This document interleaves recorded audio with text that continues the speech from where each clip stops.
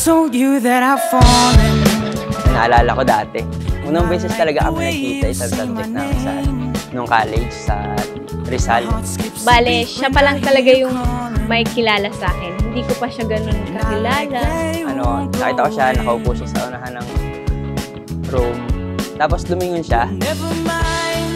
Tapos nasabi ko agad sa isip ko, siguro ito na yung babae papakasalan ko. I'm okay with being by your side for as long as I can hide. What if I told you that I've fallen?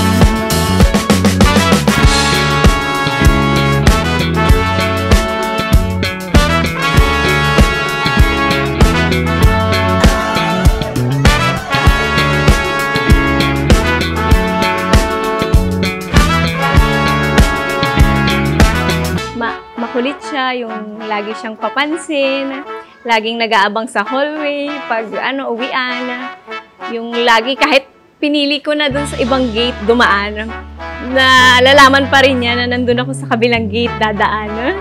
Hindi ko alam pero tinabaan talaga ako. Never mind.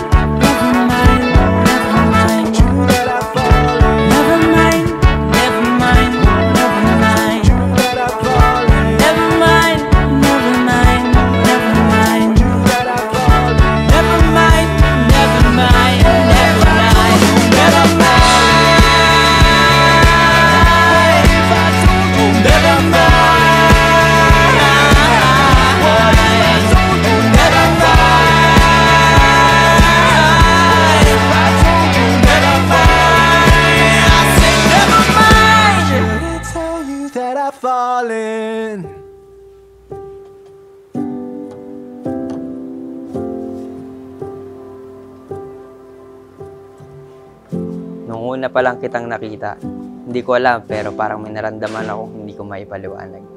Siguro nahulog na talaga ang loob ko sa'yo. Alam mo yung pakiramdam na out of nowhere, masasabi ko na gusto ko nang umuwi.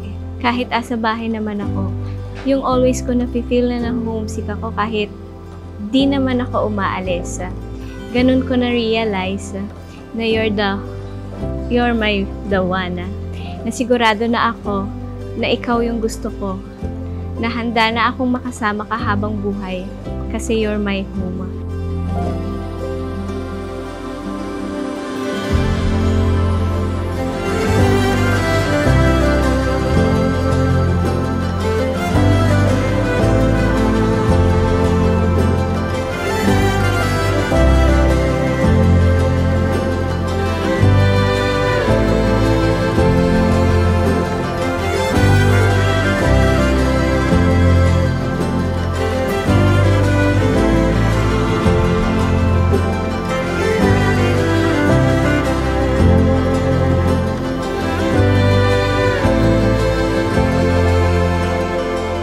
Jen, matagal ko nang ibinigay sa iyo ang buong puso ko.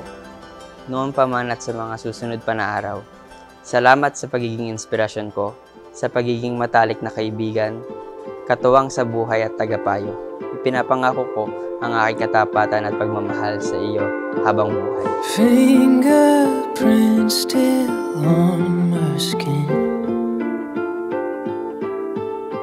At dito sa pagmamahala na ito, tatanggapin mo ang bawat isa. Hindi lamang yung kanyang magagandang halimbawa, magagandang ugali, pero kahit yung hindi kagandahan, kahit yung kanyang kahinaan, kahit yung kanyang kakulangan, tatanggapin mo dahil minamahal mo siya.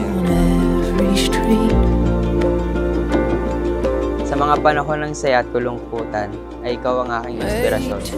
Pangakong igagalang ka palagi at susuportahan sa lahat ng hilig at pangarap. Sa bawat pagsubok na ating haharapin, ay ating pagtutulungan. Trace your face from memory.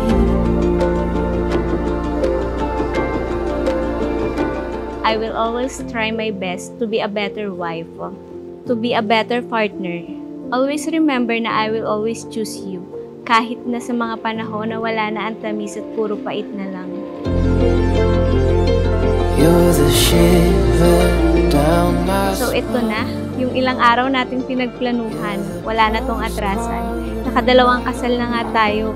Alam kong LDR pa rin tayo after nito, pero at least mas matibay na yung rason kung bakit tayo lumalaban. Salamat dahil ako ang pinili mo, mahal na mahal. dream.